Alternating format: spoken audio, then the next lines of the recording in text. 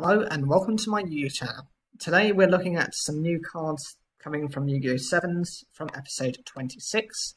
The first card is Neckmade Nana. It's a level 5 light attribute zombie type effect monster with 1100 attack and 700 defense. The requirement is you can activate by sending this face-up card you control to the graveyard, and the effect is to shuffle one monster that's a level 7 from your graveyard back into the deck, then draw 2 cards. So this card is quite specific because it does require itself to be gotten rid of. It being a level 5 means you have to tribute summon it to begin with, and actually just shuffling back a level 7 monster into the deck to draw 2 cards. It's okay, but it's just nothing special. It has to be a level 7 as well. It can't be a level 7 or higher, so the flexibility on it is even quite limited. But from what I see here on the notes, Nana means 7 in Japanese anyway, so it makes sense. The next card is Emergency Reentry. This is a normal trap card. The requirement, you can activate when your opponent's monster declares an attack. By returning one face-up monster, it must be a level 5 or higher, you control to the hand. The effect is to negate that attack. It's something, quite specific. It does have to be a higher level monster, so you're essentially wasting a couple of cards, especially since if you want to re-summon that level 5 or higher monster, it's going to need at least 1 to 2 tributes. You're losing the card advantage and the hand advantage much quicker than maybe you'd like to. Potentially it's something useful for the time being, but I'd easily swap it out later on. The next card is Magical Switch. It's a normal trap card. The requirement, you can activate when your opponent's monster declares an attack. The effect, choose one monster, it must be a spellcaster type in your graveyard, and special summon it in attack position. Then choose one monster you control and send it to the graveyard. So it's meant to be a little bit like Call of the Haunted, but it does rely on your opponent to attack. And that's not much of a condition, but it also requires you to trade in the monster that you summon to get rid of one of your other cards. Depending on what you've got, that's not an issue. If you've got a higher level monster in your graveyard anyway, or a higher stat lineup, it's probably better to use that type of card anyway. We've got Pear Production. It's a normal spell card. Requirement, you can activate by sending 2 monsters, must be level 5 or lower SEVENS type, with the same level from the hand to the graveyard. And the effect, to choose one face-up monster you control. Until the end of the turn, that monster gains 400 attack, times the level of one of the monsters sent to the graveyard for the requirement of this card's effect. So this is quite good because depending on what you've actually sent, you can have your monster have essentially up to 2000 attack points in increase in its attack. That is actually, from what I can consider now, is the biggest stat increase of any card so far. Potentially they're trying to up the power level, but it is episode 26. You're halfway through a traditional first season. Most seasons are something like 50 to 52 episodes, so you're definitely about halfway through, which is why they're upping the power level. It does require them to be SEVENS type, and they do have to be the same level, so you do have to have a specific style of hand in order to draw and use this effect consistently.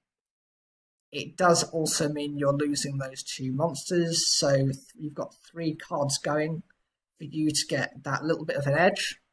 Is it necessarily worth it? It's debatable at the moment. The next card is Paradigm Shift. It's a normal trap card, and the requirement is you can activate when your opponent draws. The effect, your opponent shuffles their entire hand into the deck, then your opponent draws an equal number of cards.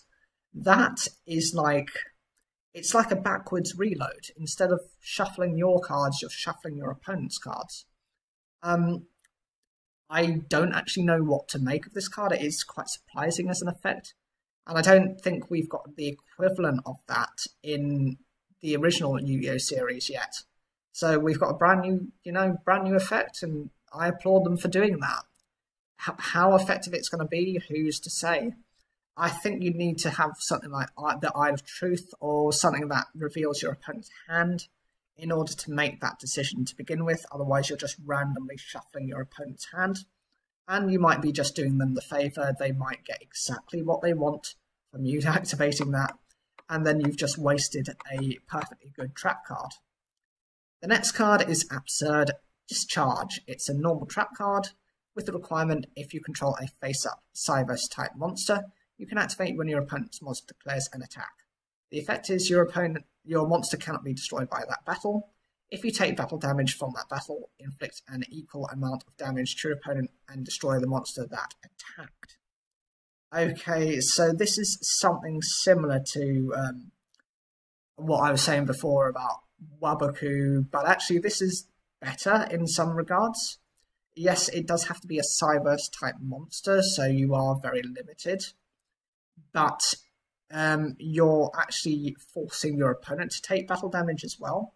That's always a decent effect, but you're also getting rid of your opponent's monster as well and protecting your own monster from that battle.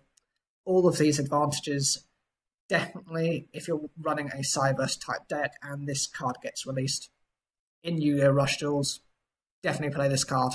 Definitely play at least 2 of those. It's really necessary. And the next card is Absurd Charge Hole. It's a normal trap card. The requirement is you can activate when your opponent's monster declares an attack. That attacks a face-up monster. It must be a SEVENS type monster you control. And the effect is, during that battle, monsters you control cannot be destroyed. And if you take battle damage, gain life points equal to double that amount, then end the battle phase. This is an amazing effect. It reminds me of something like Rainbow Life. That card lets you essentially keep gaining life points. Yes, you do take the battle damage first. So if you're on low life points anyway, if you lose all your life points before getting the life points back, you lose anyway. So that's the downside of this effect. The upside is, you survive that attack, your monster is protected. You gain double the life points back, so you don't actually have to run too many life point generating cards. And you also stop your opponent from battling with any of their other monsters, protecting you for that turn. And the final card is Annihilation. It's the normal trap card. Requirement is you can activate when a monster you control is destroyed in a battle with a monster with the same level. The effect is to inflict 400 damage times the level of the battling monster to both players.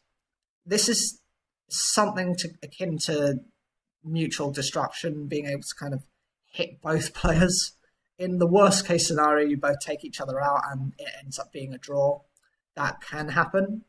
And based on the design of some of these cards, it does seem to be that type of way.